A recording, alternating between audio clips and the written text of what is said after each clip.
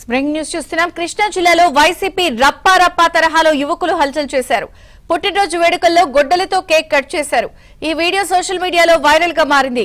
New year Kanuma పండుగ రోజు కూడా యువకులు మద్యం తాగి రచ్చరచ్చ చేశారని స్థానికులు ఆరోపిస్తున్నారు.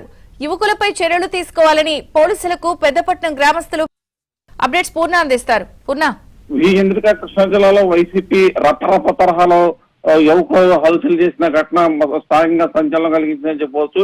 ఏదైతే కనుమ రోజు ఈ ఘటన చోటు చేసుకుందని చెప్పి కూడా ప్రాథమిక సమాచారం ప్రకారం తెలుస్తుంది. ఏదైతే పుట్టినరోజు వేడుకల్లో కేక్ తో గొడ్డలు కట్ చేసిన ఘటన మొత్తం కూడా స్థానికంగా సోషల్ మీడియాలో వైరల్ అయింది.